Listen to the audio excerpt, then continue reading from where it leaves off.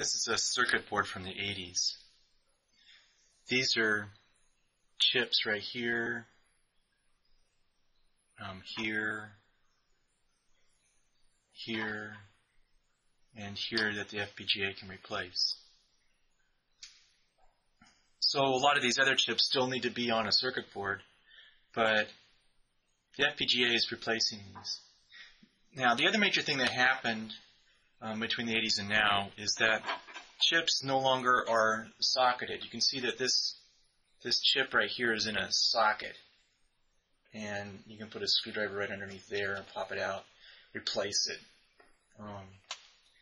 You don't see those sockets anymore because people don't plan on fixing boards. They don't identify which chips are liable to fail quicker than the others. The other thing that's happened is this is the back side of the circuit board, and it's a etched circuit board. In other words, these spots right here where you see the green had this metal on them, but it's been etched away. You can see that as a single-sided board because you can see these wires right here that are soldered on that jumper over these conductive areas. The other thing to notice is that this is a hole-through kind of a board. Everything is hole-through. That means if you look at it at an angle, you can see all these pins sticking up. All these pins in here are sticking up. And what they are, they're the legs of all these devices in here. You know, they go straight through the board and they touch solder. The FPGA, on the other hand, is quite different. You can actually see this is the FPGA chip, and you see each of these individual legs, and there must be 40 of them here on the side. I don't know exactly how many, I haven't counted. But they don't go through the board. And soldering these by hand is very, very difficult. It can be done, but it takes a lot of practice, and it's beyond the scope of most introduction to electrical engineering classes. And it's done by hobbyists. It's mostly done by machine. I mean, this is definitely done by machine. Now, if we look at the back of this board, you don't see a square of 40 holes anymore. So this board is multi-layered. You don't see wires jumping. So this board is much more efficiently made. It's much cheaper to make. But it's not something we can do as part of an introduction to electrical engineering class anymore. So what it means is that this board becomes the building block. Now, when an electrical engineer finishes their circuitry, it'll have stuff attached, and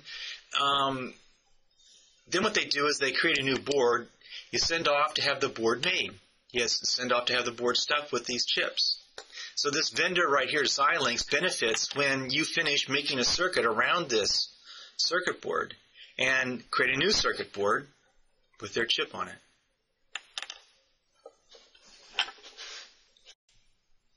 To give you an example of what products an FPGA is being built into, this is a device that replaces most of the test equipment on electrical engineers' test bench.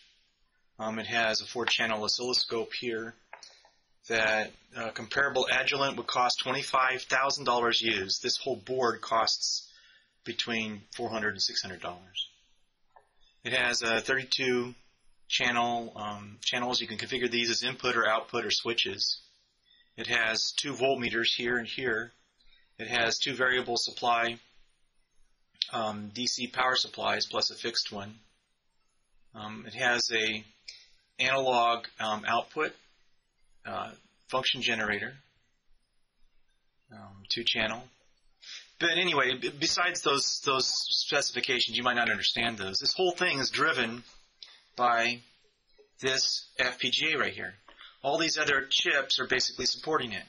All the logic is inside of here to accomplish all these functions. It's absolutely amazing. This replaces all the electronics you typically see on a test bench. You know, it fills up half the bench, you know, a 6-foot by 3-foot bench. It's absolutely amazing. This is another example of an FPGA device. It's called a software-defined radio. This box right here can, using a PC and the speakers on a PC, act like a AM/FM, CB, ham radio, or it can act as a cell tower. It's all configured through software by using the FPGA right here. This is called a development kit. It was produced in the 1976 by Intel. It's the grandpa of the CPU found in the original IBM PC. It's an 8085 development kit. Intel basically shipped these to entice engineers to adopt their CPUs and to use them in their projects. They weren't cheap, but the whole goal of these keypads and this display was to teach engineers how to use their equipment, their pieces. It's called a development kit. This one's sort of interesting. All these chips in here have been replaced by the FPGA. You can see here it has the 7-segment displays, has a keypad rather than a port for a keyboard. Having a Papilio and adding this shield to it goes back 25, 35 years. Same thing's true here with this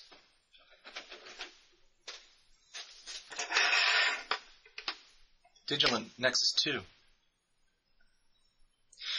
So these are not designed to be built into products.